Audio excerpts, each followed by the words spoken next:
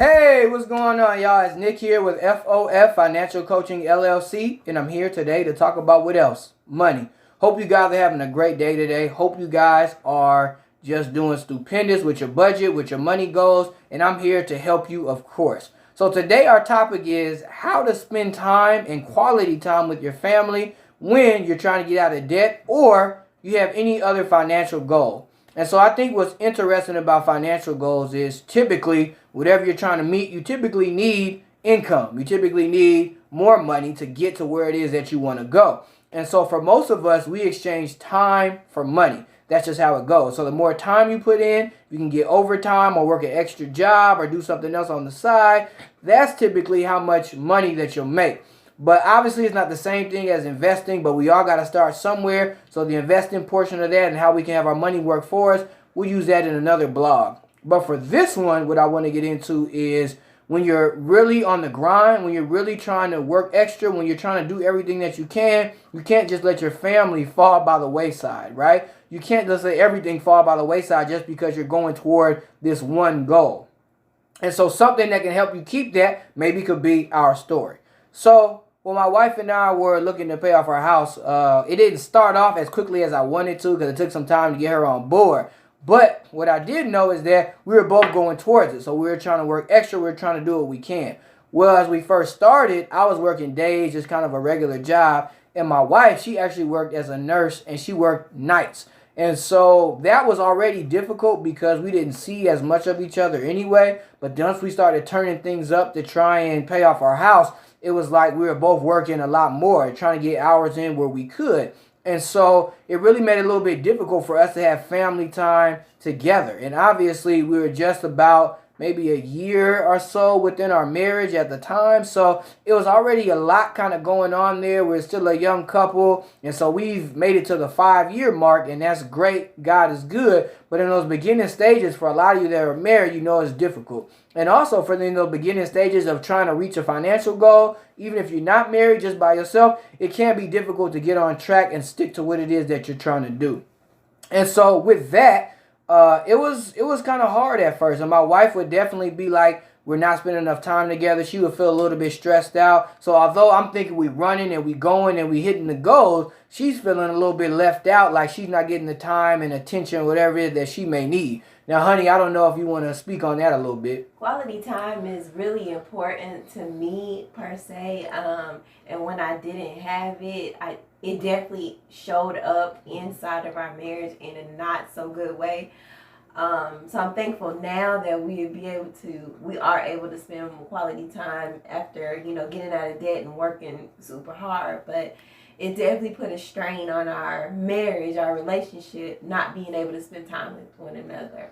So, as y'all can see, most of these videos are pretty much going to be me being a bad husband, and hopefully you don't go through that by these stories, right? No, but for real, I hope so, right? But for real, it was something that I didn't notice because I thought that since we both were on the same page, we both were moving, that was enough. And so, although this is a financial video, it's really good to understand that when things are happening in your marriage or things are happening in your family, it does put a burden on how you perform at work, on, being exhausted and how you can keep on going. So it makes the journey that much harder. Obviously for us, some things just had to flat out change. And so I think the first thing was my wife was able to switch over to becoming a lactation consultant. And so then she got to work days. And I think that helped us out a lot because we were able to spend time with one another. Another thing that was important was we had to make a decision that on Fridays, we just took that time to say, hey, we're going to spend this time together. We know we got extra work to do. Sometimes I would be doing things on the weekend to try and get stuff done, to try and hit deadlines. And so on Fridays, we just said, look, we're going to try and throw everything out. We got this time on Fridays. And so what we did was try our best to develop a system and develop a schedule. But when it comes to schedules, it's something that my wife hates. She is not a schedule person at all. So, honey, how did you kind of get through me? I'm a super crazy scheduler, and you were like, don't put me on a schedule at all. So how did you kind of deal with that as we started to try and make that shift so that we could spend more time with each other? You made the shift because for me, like, I'm a real free spirit. And quality time for me looks probably completely different. I'm good with Netflix and chill. I don't have to go nowhere. I'm kind of an introvert. So that's quality time to me. But I think for you, you're a schedule. You're a scheduler. Yes, I am a scheduler, and so like you said, with that shift was me having to understand that I had to just leave out like a large block of time so we can kind of do. I'm not gonna say just whatever my wife wanted, but for the most part, whatever my wife wanted. But at the same time, I had to leave that time so that we could spend time with each other as we were on our journey, because we can't let that go. And so to relate that to other people, I mean, some people have children. You may have a spouse. You may be a single parent. So it can be hard that you're working all this extra time, but you got to remember you're doing this so that later you don't have to. You always got to keep the why in mind. You always got to keep the end in mind, is why you're doing this.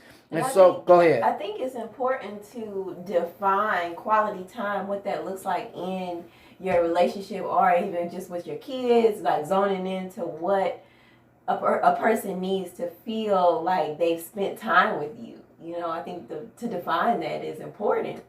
I agree. And it affects the finances because, again, when you're not on the same page with your spouse, or you're not on the same page with yourself, then it becomes difficult to want to keep on going, because overall, something that helped me to keep on going was the fact that we were wanting to be in a position where my wife didn't necessarily have to work. And if she wanted to work, she would. And so me knowing that we had to spend a certain amount of time, whether it be a year or 2 or 3, then we can get to a point to where she doesn't necessarily have to work, was enough motivation for me to keep going.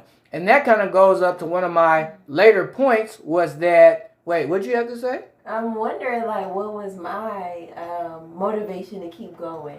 I mean, your motivation to keep going, I just feel like I had to really just drag you along for most of it. I really just had to drag you. I needed to see the numbers. When I see those numbers start dropping, that was my motivation. So if you say numbers dropping, I say I had to just drag you along. But hey, whatever it is, you say tomato, I say tomato. No, but you were there, and I do think when you saw that and we wrote things out, it was better for you, because when we start writing things out on the board, and we could see we had this number, we had like 90,000, and then when it gets to 80, it's like, whoa, that's a big jump. That's a big difference. Things are actually lessening up. And so I shouldn't say lessening up, it's not a word. Let's say decreasing. Let's sound educated a little bit.